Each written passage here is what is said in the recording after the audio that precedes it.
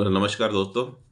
Bank Nifty के बारे में जो हम आज डिस्कस कर रहे हैं। बैंक निफ्टी का हम सभी जानते हैं कि निफ्टी इंडेक्स से अंडर परफॉर्म कर रहा है और इसमें हमें अभी एक जो टेक्निकल डेटा देखने को मिला है वो ये है कि बैंक निफ्टी का जो वेटेज हुआ करता था निफ्टी इंडेक्स में वो 38.5% का होता था जो कि अब 33% पर आ गया, जो कि 2019 के लेवल का है, यानी कि करीब करीब 5 साल नीचे हम आ गए हैं।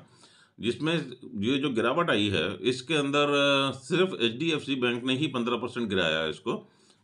कोटक ने 5-7% गिराया है और एक्सिस ने भी 4-5% गिराया है। कुछ इंडस इंड बैंक का भी उसमें कुछ रोल था।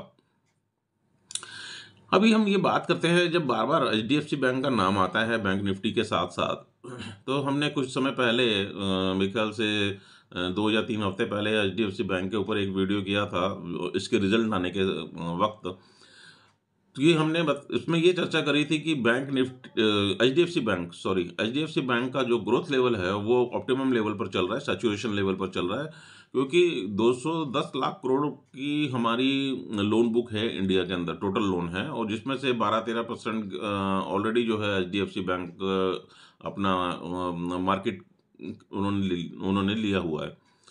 तो जो कि तकरीबन तकरीबन 22-23 लाख करोड़ रुपए का लोन उनके पास है।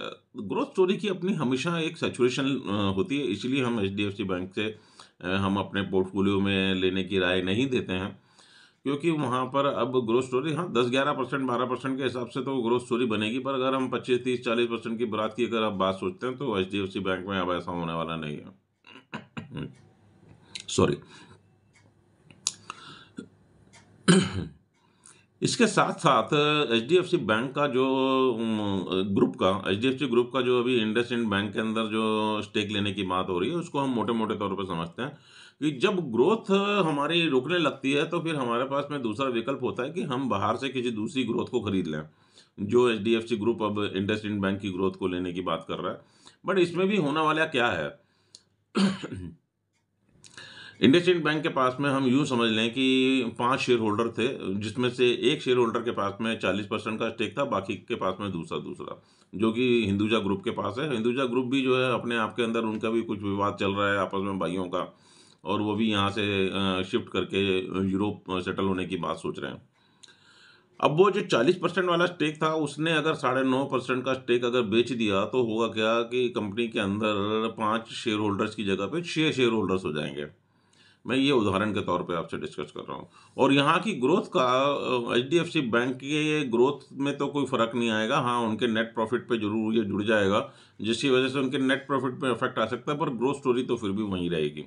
इसी वजह से हम एचडीएफसी बैंक को अपने पोर्टफोलियो में ना लेने की राय देते हैं, क्योंकि एचडीएफसी बैंक से 10-12% का रिटर्न तो मिलता रहेगा, इतना तो ग्रोथ बनती रहेगी।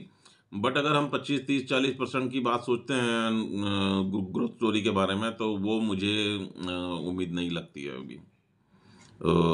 Thank you very much for giving a time to listen my video. फिर मिलेंगे।